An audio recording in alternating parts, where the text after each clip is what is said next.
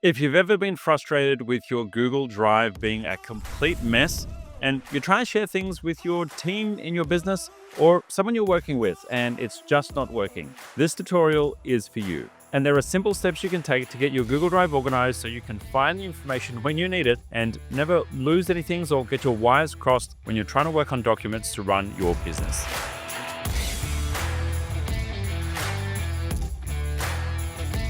Google Drive is a powerful tool for storing business information, but it can quickly run out of control because there's not really much of a focus on folders or organization. It's about creating documents easily and quickly online and sharing them, which is all fine, but the organization side of things for busy business owners can sometimes fall by the wayside. I'm going to share with you a simple system for keeping things organized. And I promise you, if you stick to the basic rules and protocols that I share with you after you've got the setup done correctly, well, you are going to be in a file organization bliss. You never need to lose something again, and you can always find where things are, and including sharing with your team, your colleagues, your consultants, your contractors, anyone else that you need to work with, and always find the information when you need it. We're going to start with Google Drive, and then we're going to get into shared drives, which is the powerhouse of Google's file sharing system. So buckle up and let's get started.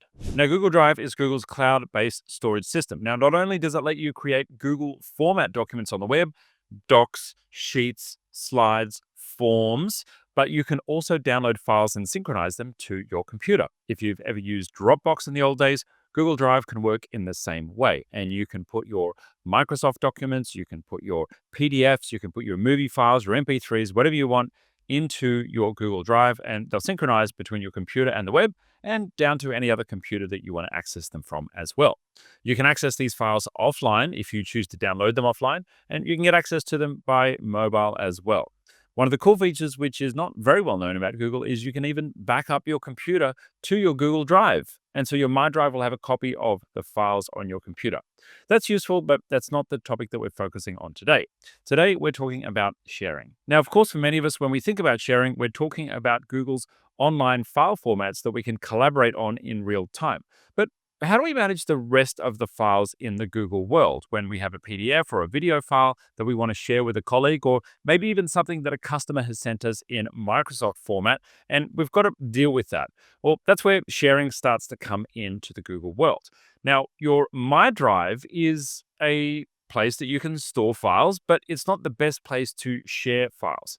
Think of your MyDrive as your My Documents on your computer. Your Documents folder is a place for your stuff, but it's not really a place to be sharing with others because your stuff can get mixed up with stuff that you want to share with others. And we have the equivalent of that happening inside your MyDrive inside of Google. Now, for many years, the default of sharing files has been to create a shared folder inside of MyDrive. Now, you can, of course, share a file on an individual basis by clicking the share button, but many people will also create a shared folder within their MyDrive. Now, this works, but they have one fatal flaw. And that is when you create a shared folder inside of MyDrive, well, you may be the owner of the folder, but you're not necessarily the owner of the files within that folder. What do I mean by that? Well, if I share that folder with someone who's outside my business, the person who is placing files into that shared folder within my MyDrive is the owner of the files that they place into the folder. That's kind of weird, isn't it? We own the folder, but they own the files inside the folder. And the reason for that is MyDrive counts towards your individual storage. And if we shared a folder and allowed someone to put whatever they wanted into there, well, it might start counting towards our storage. So Google have said, right, leave the owner as the person who counts towards the storage being consumed. And that has a very unique problem for business owners. The problem is that that person outside your company, whether they're a consultant, whether they're a ex-partner, whether they're a virtual assistant who helped you out that one time, if they are the owner of the files sitting inside your MyDrive, they have the ability to delete them. And usually what happens is 2 or 3 or 5 years down the line, unbeknownst to you, that person is cleaning up their MyDrive because they've run out of space and they decide to delete old files. And they haven't worked with you for a couple of years, so they decide to delete the stuff that they made or contributed towards for you. And what happens? It disappears from your MyDrive. So That kind of data loss happens, unfortunately, every week. And customers call us all the time saying, hey, I've lost all of my files. And there's a simple way of avoiding that, and that is Google Shared Drives. Now, not to be confused with shared folders, shared drives are a corporate file storage solution, and they're designed for business use. Shared drives appear below your MyDrive, so it's really obvious to know when you're working with a shared drive. And the shared drives allow you to set corporate level controls over a folder. Now, once a shared drive has been configured, if you place a file into a shared drive, well, it becomes the property of the company. No matter who is collaborating on that folder or the shared drive, the company will become the owner of the file once a file is placed into that drive.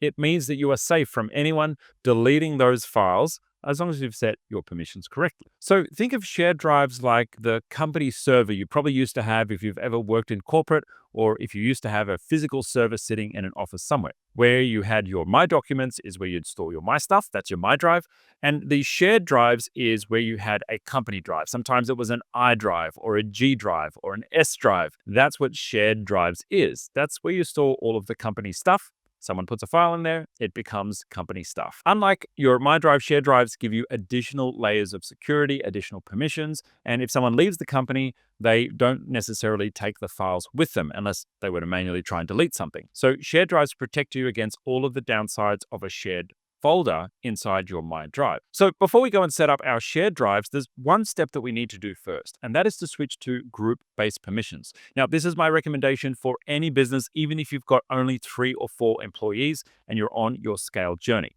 Group-based permissions allow you to set your permissions once and have them scale nicely as your business grows. It means that you keep your security in check and no one who should accidentally get access to the wrong folder does. It means that you protect your documents as your business grows, and if you need to remove a contractor or a person who's shared access to different resources in different areas, you can do it with one click. We set up groups by going to our admin panel, going to directory, and then the group service, and you want to create your first group.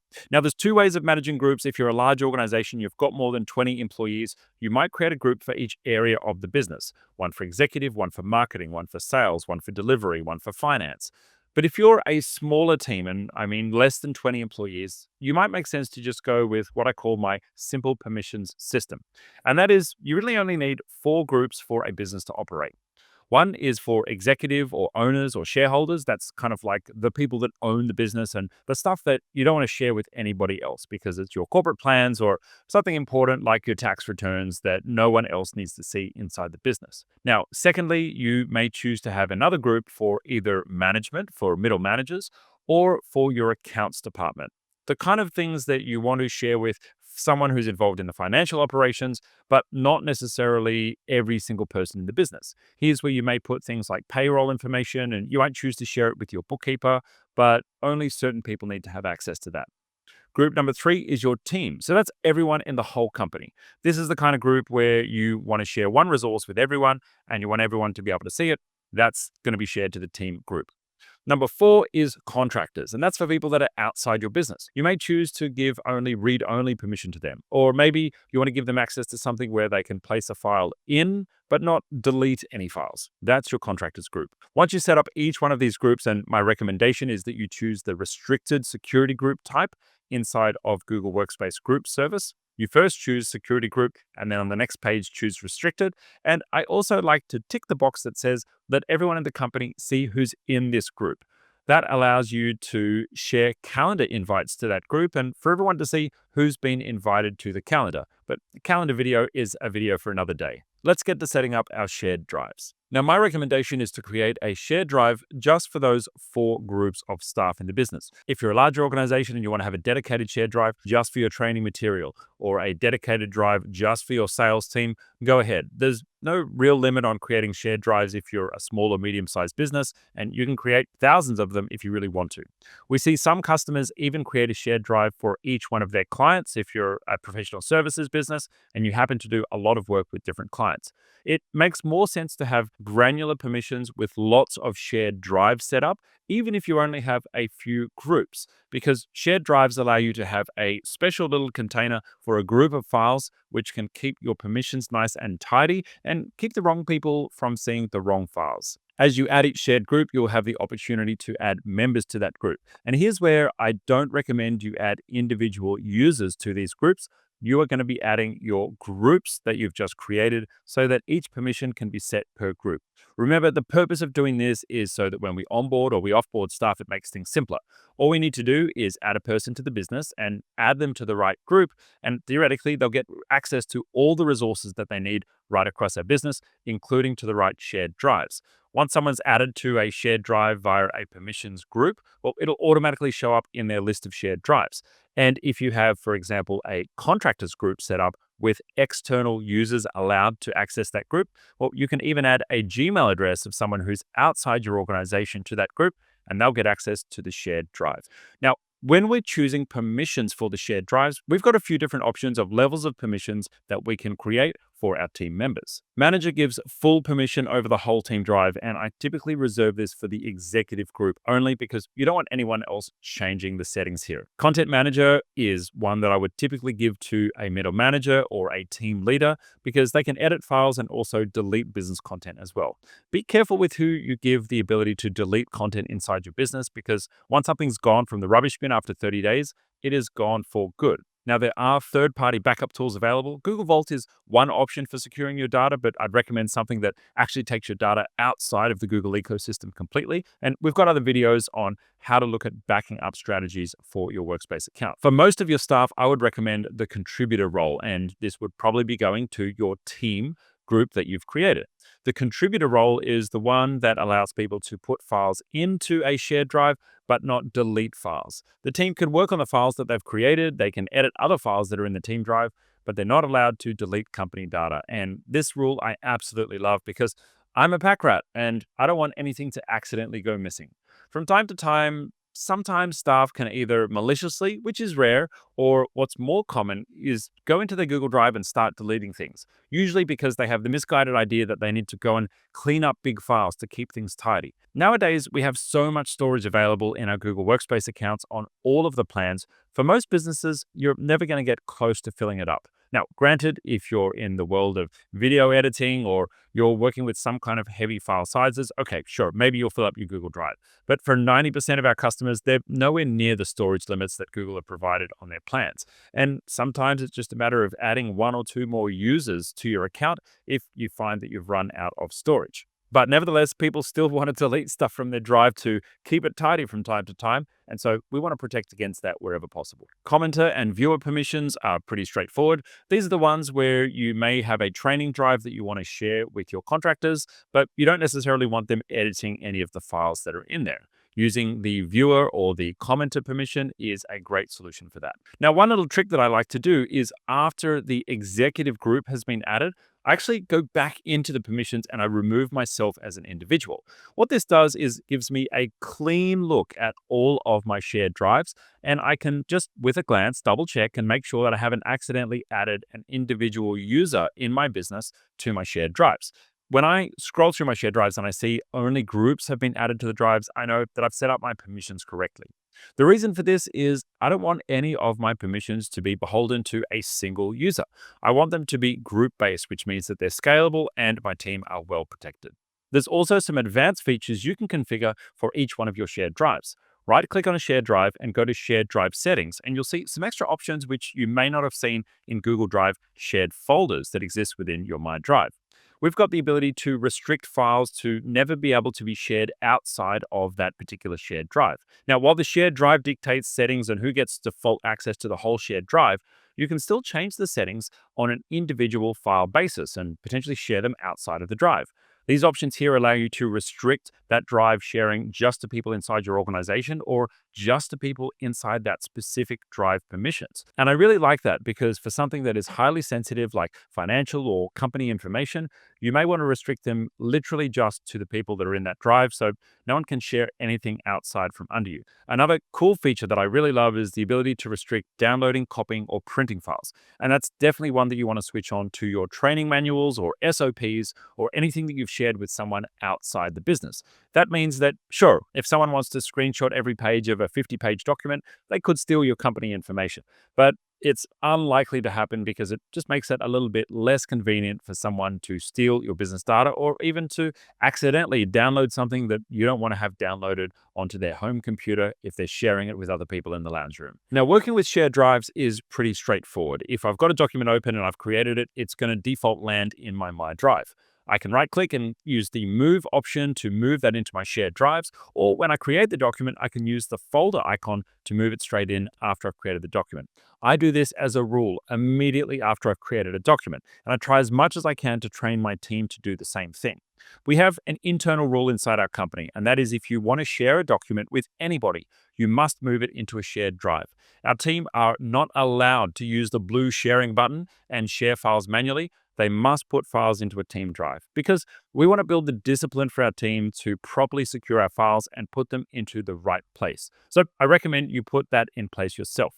Now, the thing with IT policies is my philosophy is simple rules, strong enforcement. Now, the simple rule is when we share a file, we put it in a shared drive. Strong enforcement means if someone sends me a file and I can see that they're the owner of a file, not the shared drive is the owner of the file, well, I send the file back to them and I say, hey, please put this in the shared drive before I'm going to do my work on the file.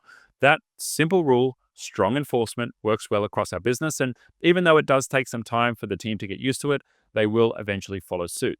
Now, unfortunately, there's no way to restrict the ability to create a file or folder in your MyDrive and force everyone to use shared drives for everything. I wish there was, and if Google do change their policies and allow us to do that, I'll be sure to update this in a future video. You may be wondering, once a file is in a shared drive, what can I do with it? Well, if I have permission to, of course, I can delete it, I can change it, I can even move it back out of a shared drive if I have to.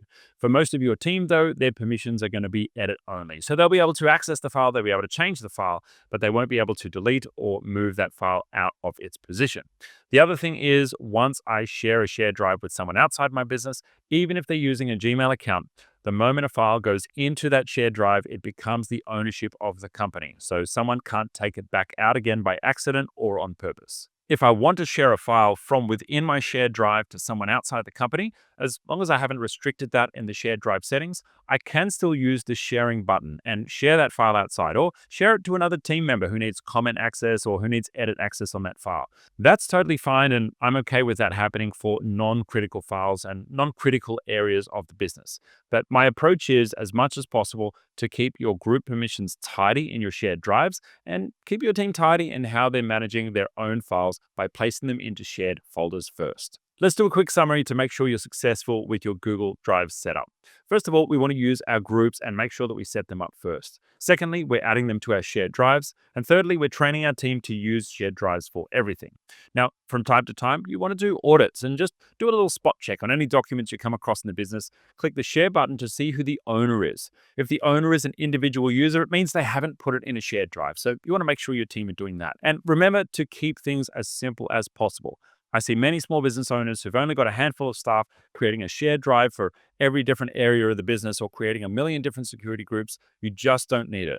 Until you're at 10, 15, 20 employees and above, keep your groups simple. Keep the security simple. Otherwise, you can get caught up in the overhead of IT management and you miss out on what you should be doing, which is organizing, growing, and scaling your business. If you found this tutorial helpful, give us a thumbs up, drop a subscribe, and we've got more free training available on our website just like this. If you'd like to do a free audit of your Google Workspace account, or maybe you've got legacy data sitting in SharePoint or OneDrive or even Dropbox that you want to migrate over and into Google Drive, well, we have migration services available for small businesses, as well as all of our consulting around Google Workspace and other small business tools. Click the link below for a free consultation where you can get an audit of your Google Workspace account or your full tech stack, and our team are looking forward to helping you out there.